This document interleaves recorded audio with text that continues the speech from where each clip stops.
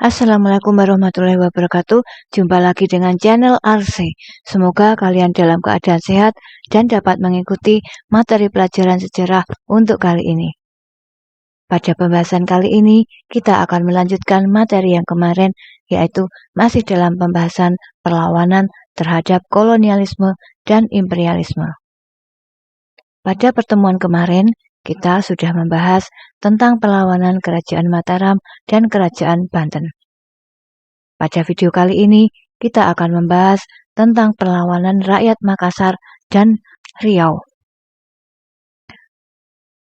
Untuk materi pelajaran lebih lengkapnya, silakan simak video berikut.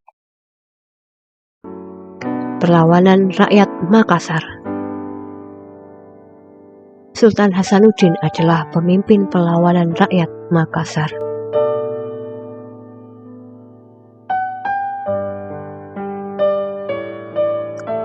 Latar belakang. VOC berupaya menguasai Makassar untuk dijadikan pusat kegiatannya. Perlawanan serangan VOC terhadap Makassar dimulai pada 1634. Rakyat Makassar berhasil mematahkan serangan VOC. Pada 1666, VOC mengerahkan armada yang besar untuk menaklukkan Makassar. Dalam serangan ini, VOC menjalin kerjasama dengan Arupalaka.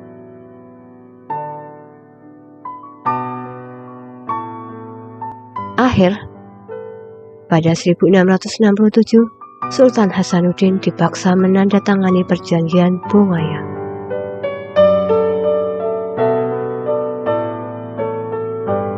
Isi perjanjian Bongaya.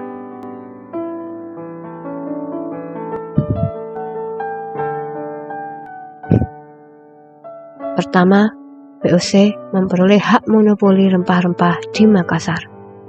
Yang kedua, VOC boleh mendirikan benteng pertahanan di Makassar.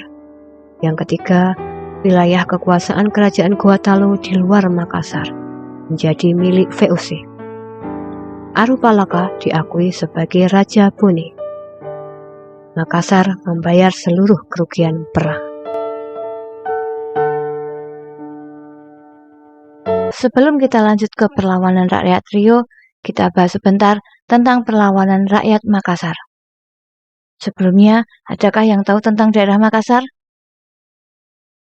Nah, jawabannya adalah Makassar adalah Pulau Sulawesi Selatan. Nah, di Sulawesi Selatan inilah VOC datang dengan tujuan yang sama, yaitu monopoli. Rakyat tidak terima dengan kegiatan yang dilakukan VOC karena sangat merugikan rakyat. Rakyat geram dan melakukan perlawanan terhadap VOC. Pemimpin kerajaan saat itu adalah Sultan Hasanuddin. Strategi yang dilakukan VOC adalah adu domba, yaitu Arupalaka yang apabila bersedia bergabung dengan VOC akan dijadikan Raja di Bone. Akhirnya Arupalaka pun bersedia bergabung dengan VOC dan melakukan serangan terhadap Sultan Hasanuddin.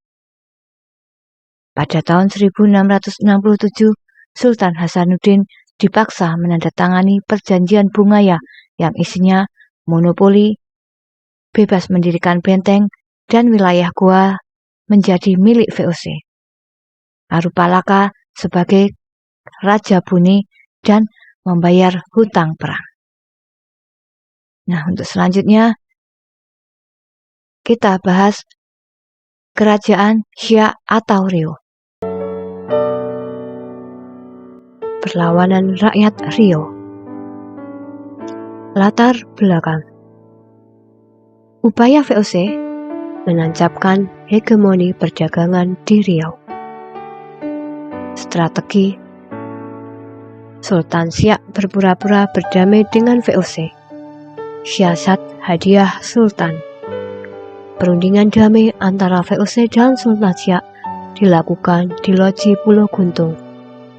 Dalam perundingan itu, Sultan Siak dipaksa tunduk kepada VOC. Sesuai rencana, Sultan Siak memberikan isyarat kepada pasukan Siak yang sebenarnya telah mengepung loji itu. Pasukan Siak segera menyerang pasukan VOC di loji. Pasukan Siak membakar seluruh bangunan loji. Akhir, keberhasilan siasat Hadiah Sultan belum mampu mengusir VOC dari Siak. Bahkan, sepeninggalan Sultan Abdul Jalil Muzaffar Shah, perlahan kerajaan Siak mengalami kemunduran. Akhirnya pada 1858, Siak tunduk kepada VOC yang ditandai dengan penandatanganan Traktat Siak. Kembali kita bahas lagi dengan Kerajaan Rio atau Siak. Kerajaan Siak berlokasi di dekat dengan sungai besar, yaitu Sungai Siak. Sungai Siak merupakan sungai yang dulunya dipakai untuk transaksi atau perdagangan. Daerah Siak ini berada di Riau, Sumatera. Saat itu, pemimpin kerajaan Siak adalah Sultan Abdul Jalil Muzaffar Shah. Di Siak, VOC berulah lagi dengan melakukan tujuan yang sama, yaitu monopoli. Strategi yang dilakukan VOC adalah hadiah sultan. VOC mengajak perundingan terhadap sultan. Namun, sultan lebih pintar karena tahu akan ditipu oleh VOC. Sultan mempersiapkan strategi yaitu dengan membakar seluruh bangunan pada saat terjadi perundingan. Namun, hal itu tidak dapat mengusir VOC, karena kekuatan VOC jauh lebih besar dari rakyat Siak. Itulah tadi dua pembahasan dari perlawanan Makassar dan Siak. Kita dapat mengambil kesimpulan bahwa jasa para pahlawan benar-benar besar. Mereka rela berjuang dengan darah dan nyawa. Sebagai pelajar saat ini, kita telah merdeka, jangan lupakan jasa dan pahlawan. Berkat mereka lah kita bisa merdeka sampai saat ini. Tugas kalian adalah meneruskan perjuangan mereka dengan mengisi kemerdekaan dengan hal-hal yang positif, berguna bagi bangsa dan masyarakat. Dan mungkin kelak kalian juga akan disebut pahlawan. Nah, semoga video ini dapat bermanfaat. Saya akhiri, banyak salah mohon maaf. Wassalamualaikum warahmatullahi wabarakatuh.